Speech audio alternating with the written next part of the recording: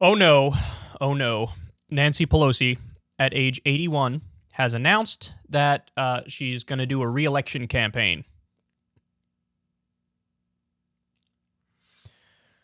Oh, I'm so tired, dog. I'm so tired. Now, listen, I will say this. The issue is not that she's 81. That's not the issue. And I see a lot of people framing it like that. I don't agree with that. Because if Bernie Sanders announced a re-election campaign at age 92, I'd be like, hell yeah, dog. Go do you. So the issue is not that she's 81. The issue is that she's Nancy Pelosi. And that she is one of the leaders of the Democratic Party, and she is the epitome of a corporate Democrat. She's a quintessential corporate Democrat. That's the problem. So the reaction to this was interesting, though. It was very interesting to me because you would expect that, you know, the left, of course, is unified in our, like, hatred of this because it's time to move on. We got to get past the new Democrat philosophy of triangulation, and we're half Republicans. That's why you should vote for us. We don't want that. We got to get past that. That's what Nancy Pelosi is the perfect example of. But I expected the corporatists to be like, rock on, we love this. Turns out, even a lot of corporate Democrats are not on board. So this is a great example of it here. This is CNN and Jake Tapper's show, and he's talking to Bakari Sellers. Bakari Sellers is definitely more aligned with the corporate wing of the Democratic Party. Listen to his commentary, and then if you want to get a good chuckle, keep your eye on the face of the other guy in this conversation, because it made me laugh. Bakari, speaking of congressional leadership, House Speaker Nancy Pelosi just literally a few minutes ago tweeted, quote, "While we have made progress, much more needs to be done to improve people's lives. This election is crucial. Nothing less is at stake than our democracy. But we don't agonize, we organize. I am running for re-election to Congress to deliver for the people and defend democracy," unquote. She's turning 82 in March, the House Speaker, and when she won't, I guess when she last won the speakership last year for the fourth time, she promised that would be her last time. What do you think? Is it a mistake for her to run again, or is there really no one else who can do the job she can? Well, she didn't say that she was going to run for speaker, I don't believe. I think she just announced she's running for re-election. I firmly believe that it's time for new leadership in the House Democratic Caucus. I think it's time for new leadership throughout the Democratic Party. Not only do we have to get younger, but we have to be more vibrant, and we have to have bigger and bolder ideas to bring in a new generation of voters. Now, I will also say in the same breath that Nancy Pelosi will go down in history as probably the greatest speaker of all time, whether or not you're talking about ushering a country through COVID or passing Obamacare or the Affordable Care Act. So her legacy is already written, but there comes a time, whether or not you're Nancy Pelosi or whether or not you're, Tom Brady, that sometimes you have to hang up the cleats when it comes to, being leader of your particular party or leader of your organization. And I think she recognizes that. Part of being a great leader is knowing when it's time to turn the reins over. Look, I'll be fair here. I don't know jack shit about the other speakers. I know one of them was like a pedophile, so all right, better than him. I'll give you that. But look, it's not just me, and I follow politics closely for a living, but I don't know the history of speakers of the House. So, but I'm willing to bet she's not the greatest of all time, because if this is the greatest of all time, then literally every single speaker in American history was an abysmal disaster bordering on flat out evil. So, but I mean, that claim, come on. And what's his evidence of it? Well, she ushered us through COVID. Oh, really? How's that going?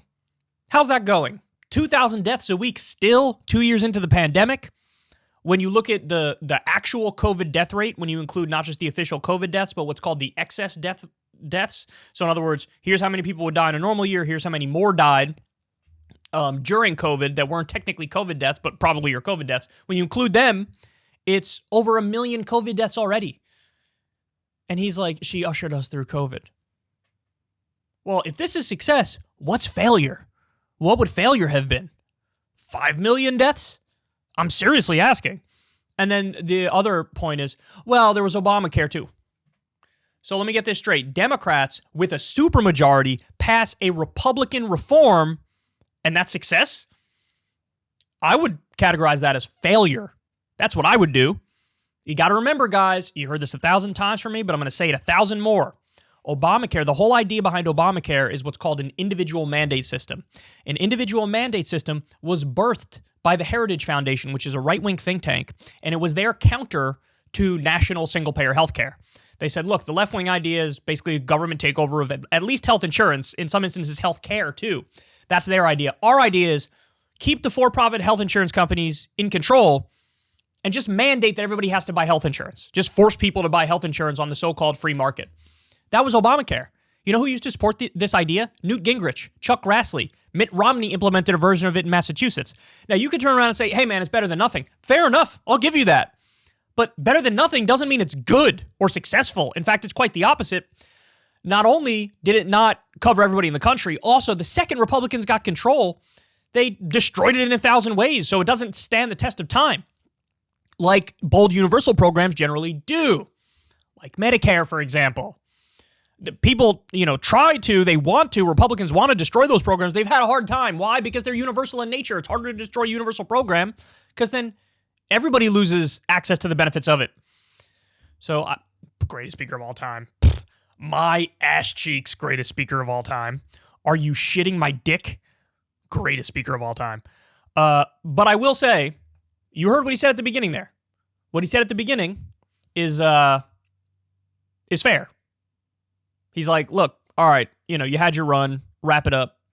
I don't know why you're doing this. It's time to hang up the cleats. And again, I want to be clear.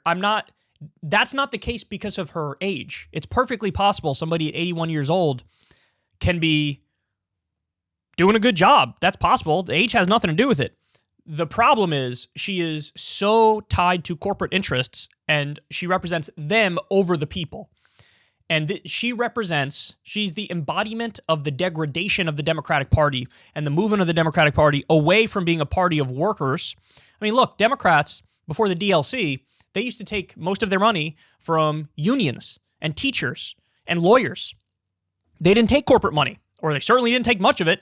And then it was Bill Clinton in that era that ushered in Democrats saying, why don't we just copy the Republicans and take corporate money too? And then as soon as they started doing that, what happened? The Democrats became much more right-wing. That's what Nancy Pelosi represents.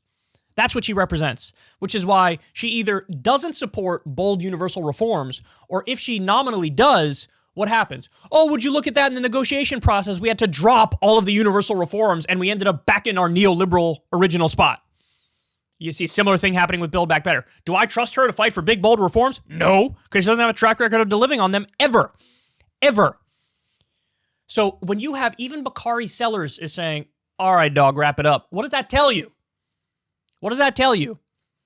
There's widespread agreement. It's time for a new era. Now, I have no doubt that Bakari's version of a new era is like, let's have younger people who are perhaps more diverse, who embrace, to one extent or another, the philosophy of Nancy Pelosi. I would disagree with him on that, but I do agree it's time to move on past Nancy Pelosi. And also, look, credit where credit is due, even though Bakari and I have a million disagreements with each other, obviously, he did support Nina Turner in that race when she was running for Congress. And there was the corporate Democrat, I forget her name now, but she ended up winning. But Bakari supported Nina. Now, I don't know if that's because there was like a personal relationship and they liked each other, so he ended up supporting her, or if there was some ideological angle to it. I don't know, but frankly, I don't care. At least he did the right thing on that front. His politics more generally, I don't agree with, and he's corporatists. But hey, I'm happy you supported Nina, so I will say that. Yeah, it's time. Nancy, you gotta go.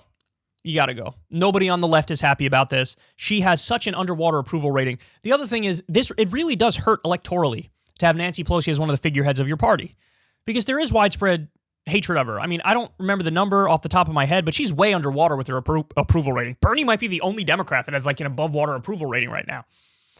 So she's not what we need. She's the exact opposite of what we need.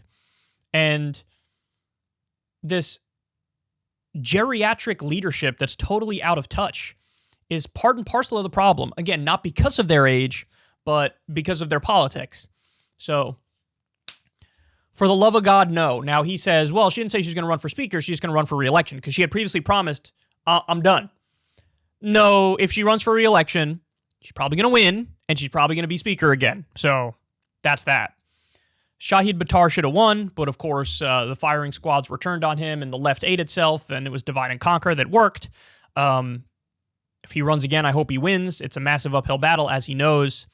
Hopefully the left can organize itself strong enough where you make a better run against her and perhaps can dethrone her. Can't say it's not possible. There have been people in leadership positions who've been knocked out before. Alexandria Ocasio-Cortez knocking out Joe Crowley. He was next in line to be speaker. That was phenomenal. Eric Cantor lost to David Bratt. Eric Cantor was one of the leaders of the Republican Party. He was beaten by like a fake populist right-winger. We know the formula. The formula is, dedication, organizing, charisma, but also populism. So it's possible to take her down, but it is an uphill battle, and I'm not going to lie to you guys about that. But it is a sad, sad day because, yet again, it's the old guard clinging onto power with every ounce of what's left of their might. Ever since Adpocalypse, when YouTube defunded all independent news and politics overnight, we haven't trusted them. We know they can pull the rug out from underneath us at any time. If you enjoy this content, please consider tipping $1 or $2 per month on the Secular Talk Patreon. Link in the video description box below. Thanks for your support.